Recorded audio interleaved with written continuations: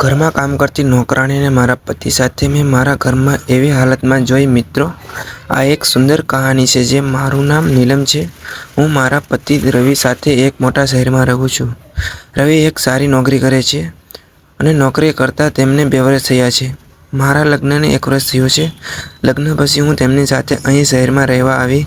તેમણે એક સારી સોસાયટીમાં ભાડેથી મકાન લીધું. આજુબાજુમાં ઘણા મોટા ઘરો છે અને અહીંયા રહેવામાં એક અલગ જ મજા આવે છે. મારા લગ્નને 1 વર્ષ થયું હતું એટલે મેં વિચાર્યું કે હું પણ મારી નોકરી ફરીથી શરૂ કરું. જો કે રવિએ મને આ માટે મનાઈ કરી હતી. તે કહેતા હતા કે તે સારી કમાણી કરે છે, મારે નોકરી કરવાની જરૂર નથી. પણ છતાં મેં નોકરી પર જવાનું શરૂ કરી દીધું. નોકરી સાથે સાથે કામમાં થોડી મુશ્કેલી થઈ રહી હતી. એટલે મેં વિચાર્યું કે ઘરમાં કામ કરવા માટે એક નોકરાણી રાખી લઈએ. મોટા શહેરોમાં સારી નોકરાણી ગોતવી થોડું મુશ્કેલ હોય છે. કોઈ નોકરાણી ઉપર તરત જ વિશ્વાસ ન કરી શકાય.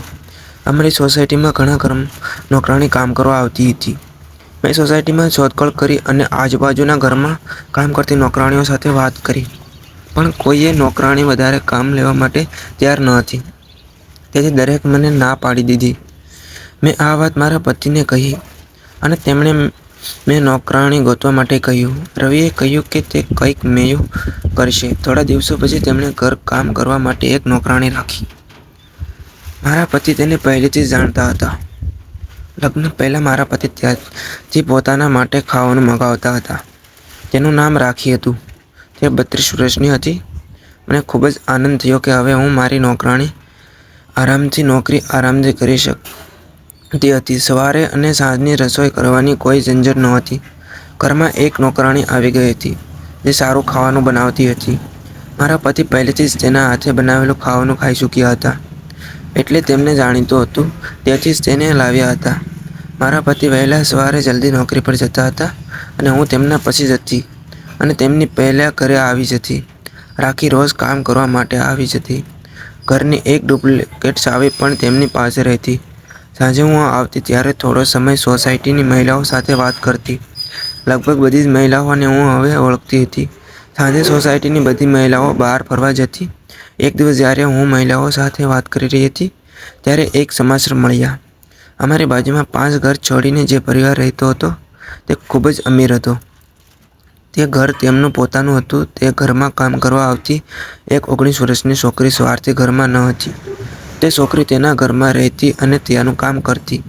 આંટી કહી રહી હતી કે સવારે જ્યારે તે વહેલા ઉઠ્યા ત્યારે છોકરી ઘરમાં ન હતી. તેણે ફોન કરાવ્યો પરંતુ તેનો ફોન બંધ હતો. સોસાયટીમાં કોઈએ તેને જતા જોઈ ન હતી. આંટી કહેવા લાગી કે બધા ઘરમાં તપાસ કરવી પડશે.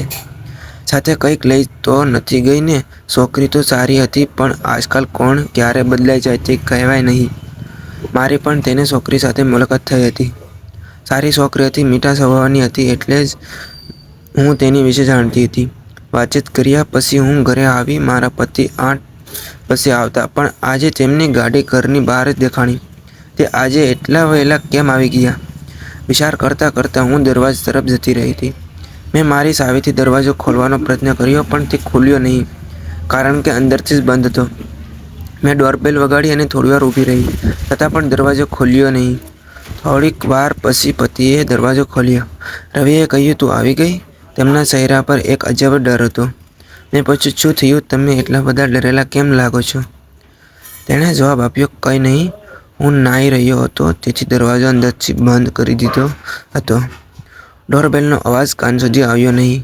તેમની વાત સાંભળી હું બેડરૂમમાં ગઈ. સવારથી બહાર હતી તેથી મને ખૂબ જ થાક લાગ્યો હતો. બેડરૂમનો દરવાજો બંધ કરવાનું હું ભૂલી ગઈ. તેથી તે પવનથી હલતો દરવાજો ખુલ્લો હતો. મારા બેડરૂમના અરીસામાં તે અમારા હોલના બાથરૂમનો ભાગ દેખાય છે. હું અરીસાની સામે ઊભી હતી અને મારો મેકઅપ ઉતારી રહી હતી. મને અચાનક તે છોકરી અરીસામાં દેખાઈ અને તે અમારા હોલના બાથરૂમમાં હતી. મારા પતિ પણ તે બાથરૂમમાં ગયા જ્યાં તે છોકરી પહેલેથી જ અંદર હતી. આ બધું જોઈને મને વિશ્વાસ ન થયો. અચાનક પવનના કારણે મારા બેડરૂમનો દરવાજો બંધ થઈ ગયો. હવે હું બહાર કંઈ જોઈ શકતી ન હતી. હું મારા હાથા ઉપર હાથ મૂકી બેડ ઉપર બેસી ગઈ. હું વિચારી રહી હતી કે બહાર જઈને જોઉં કે જે કંઈ મેં જોયું તે બધું સાચું છે કે ખોટું.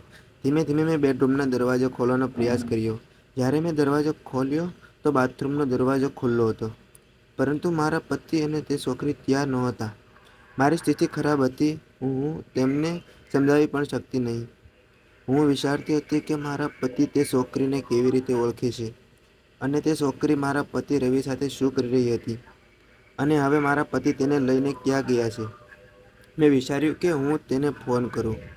મેં તરત જ ફોન કર્યો. તેણે થોડા સમય ફોન ઉઠાવ્યો. મારા કંઈ પણ પૂછ્યા પહેલાં તેણે કહ્યું કે મારે થોડું કામ આવી ગયું છે, હું થોડી વાર પછી આવીશ. આટલું કહેતા તેણે ફોન કાપી નાખ્યો. તે મારા મોઢે ખોટું બોલી રહ્યો હતો. તેને એવું તે શું કામ હતું કે તે મારી સાથે ખોટું બોલવું પડ્યું? હું મારા આંસુ રોકી શકી નહીં અને મારા દિલને સમજાવી રહી હતી કે મારે તેની સાથે બેસીને વાત કરી લેવી જોઈએ. વધારે વિચારવાની જરૂર નથી. કદાચ કંઈક બીજું જ છે. પણ મારા મનમાં એક જ વિચાર હતો કે મેં તે છોકરીને અરીસામાં જોઈ હતી. થોડીવાર અમારી નોકરાણી પણ રાખી આવી ગઈ. તેણે મને ચિંતિત અવસ્થામાં જોઈ તો પૂછ્યું, મેડમ, શું થયું? મેં તેને કહ્યું, કંઈ નહીં. અહીં મારા રૂમમાં જતી રહી. મારા પતિ 2 કલાક પછી ઘરે આવ્યા. તેમની સામે જોઈને મને ગુસ્સો આવતો હતો. મેં પૂછ્યું, તમે ક્યાં ગયા હતા? તે બોલ્યા, અચાનક થોડુંક કામ આવી ગયું હતું એટલે હું ઓફિસે ગયો હતો. તે મને ફરીથી ખોટું બોલી રહ્યા હતા. મને ખૂબ જ ગુસ્સો આવી રહ્યો હતો, પરંતુ મેં મારા ગુસ્સા પર કાબૂ રાખ્યો, કારણ કે ઘરમાં રાખી હતી. હું નથી ઈચ્છતી કે આ વાત બહાર જાય. મેં વિચાર્યું કે રાત્રે હું રવિ સાથે વાત કરીશ. અમે ભોજન માટે ટેબલ પર બેઠા હતા. રાખી ભોજન લાવતી હતી. જમવાનું લાવ્યા પછી રાખી બોલી, સાહેબ, તમે આજે ખૂબ જ સારું કામ કર્યું. રવિએ કહ્યું, પછી વાત કરજે. મેં પૂછ્યું, તો શું બોલી રહી છે?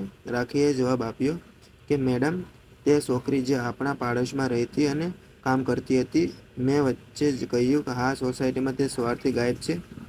તે ક્યાં છે? રાખીએ જણાવ્યું કે તે નાના ગામમાંથી છે. ઘરની સ્થિતિ સારી ન હોવાથી તેને કામ કરવું પડે છે. છોકરી ઘરે જવાનું માગતી હતી, પરંતુ માલિકે તેને જવા દેતા નથી અને પૈસા પણ નથી આપતા. તે ઘરમાં દિવસ અને રાત 8 લોકોનું કામ કરતી હતી. શરૂઆતમાં તો ફક્ત 2 જ લોકો હતા, પરંતુ પછી 8 લોકો આવી ગયા. જ્યારે તેણે કામ છોડવાની અને જવાની વિનંતી કરી ત્યારે તેના માલિકે કહ્યું, તું નહીં જઈ શકે જ્યાં સુધી અમે બીજી કોઈ મહિલા કામ કરનાર ન ગોતી લઈએ. તેમને પૈસા પણ આપતા નહીં. કામ કરનાર ગોતવી ખૂબ જ મુશ્કેલ છે, તે પણ મોટા પરિવાર માટે. તે છોકરી કોઈપણ રીતે જવા ઈચ્છતી હતી. ઘરની માલકીન તેની ઉપર નજર રાખતી હતી. તેની હાલત વિશે મને ખબર પડી તે દિવસે સવારે તમારા ગયા પછી તે અહીં આવી ગઈ હતી અને રડી રહી હતી. મેં માલિકને આખી વાત જણાવી. હું સાહેબને વધુ જાણું છું, એટલે માટે તેમને નહીં સાહેબને જણાવ્યું. મેં તેની મદદ કરવાનું કહ્યું. સાહેબે તેને બસમાં બેસાડી દીધી. હવે આવી ગયા. રવિએ કહ્યું, આજે ઓફિસથી વહેલો આવ્યો. જ્યારે હું આવ્યો ત્યારે તે બાથરૂમમાં સુકાયેલી હતી. તે ડરી રહી હતી કે હું તેની સાથે વાત કરી રહ્યો હતો. અચાનક તું આવી ગઈ અને તે ફરી બાથરૂમમાં छिपाઈ ગઈ. આ બધું એટલું ઝડપથી થયું કે તને જણાવવાનો સમય જ ના મળ્યો.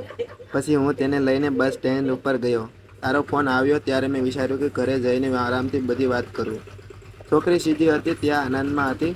તે પોતાના ઘરે જઈ રહી હતી. રાખી અને રવિની વાત સાંભળવી મને વિશ્વાસ જ ન થયો. રાખીએ કહ્યું કે આ ગામમાંથી શહેરમાં કામ કરવા આવતા લોકો પણ માનવ છે, પરંતુ મોટા લોકો ક્યારેય સમજી શકશે. તે પોતાના સ્વાર્થ માટે તેની પાસે ઢોરની જેમ કામ કરાવે છે. આ વાતને વિચારીને મારા દિલને એક રાહત મળી. મેં વિચાર્યું કે હું મારા પતિ વિશે ખોટું સમજતી હતી. તેણે એક સીધી અને ગરીબ છોકરીની મદદ કરી. મેં રાખીને કહ્યું, જો હવે ક્યારેક પણ તેને આવી સ્થિતિમાં કોઈ છોકરી જોવા મળે તો તું મને નિખાલસ રીતે કહી શકે.